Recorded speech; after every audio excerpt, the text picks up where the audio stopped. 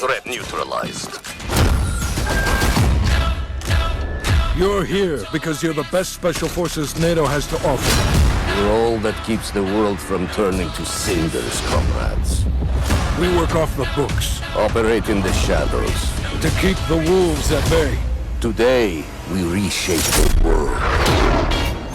What the fuck are we doing in Miami?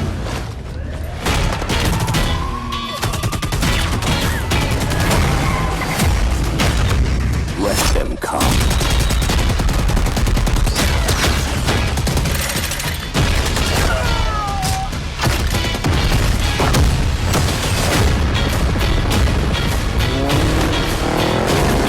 Big Papa took the war around. Track no out towards the other side. Any repercussions in your mouth. This clip all the time. Big Papa took the war around. Wind blows, and that's how it goes. Go, go, go! Time to punch that top guard. Secure the sub. I'll take care of this.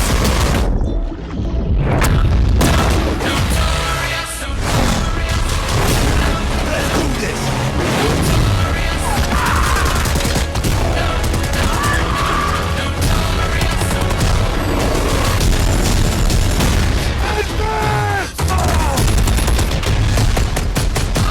Strike inbound. Evade the maneuver. Ah, shit. Soviet convoy disabled.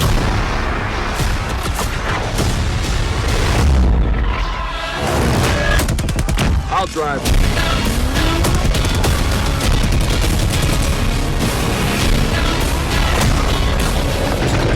Big Papa took the war around.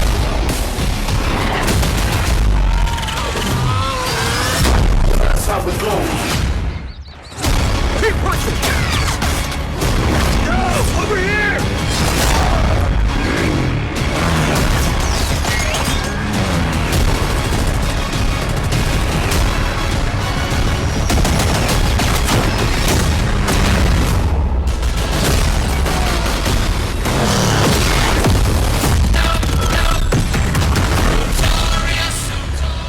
War flows, and that's how it goes.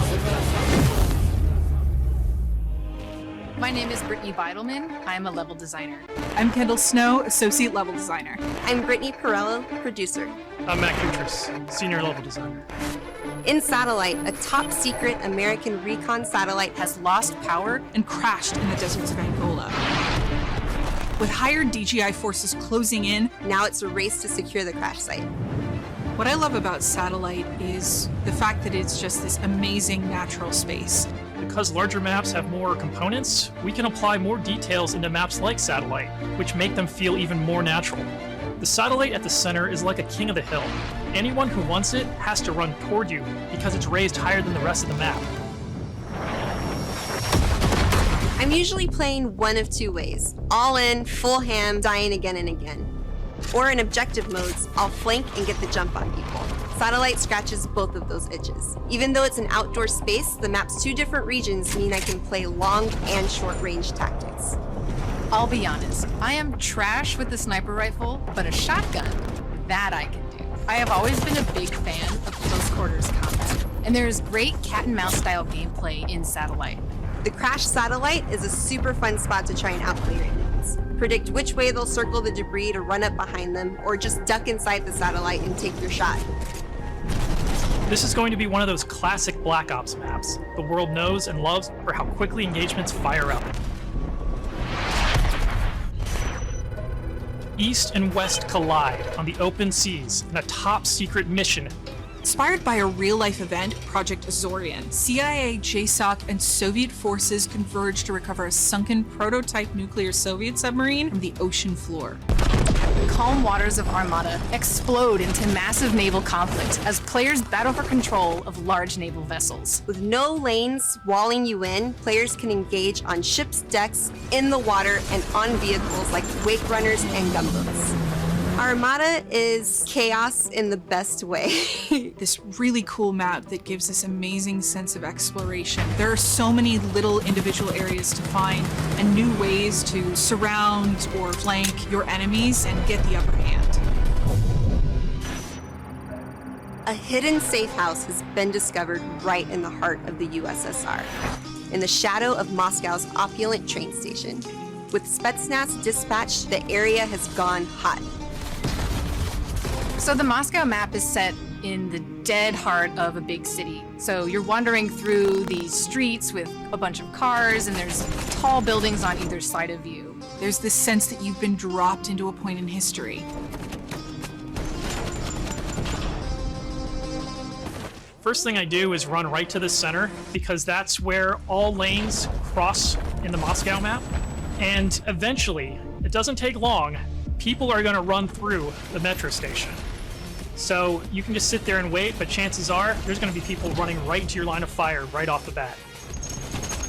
It's a classic 3-lane map where teamwork really makes the dream work. January 17th, 1984. This location is heavily influenced by Miami's famous, or perhaps infamous, Ocean Drive. This is a night map, but one unlike players have seen before. You can sneak through dark, shadowy alleys, go out onto the beach, out into the ocean. You can dive in the water and wade along the coast to get the drop on the other side. Or you can just go right down the street and bask in the neon light.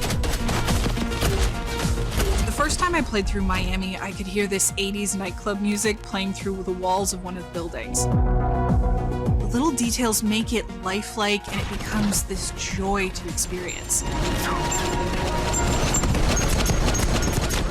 Basically, my goal is to never be on the main street in the center, because that is sniper heaven, and that is Brittany hell. So I always go and try to flank and get those snipers from the back. Our art and design teams worked really hard to bring the best possible night experience to the players. You'll see that play out when you sneak in the shadows on the beach, or engage enemies in the center strip. It really makes people feel like they're in Miami in the 80s. It's pretty cool.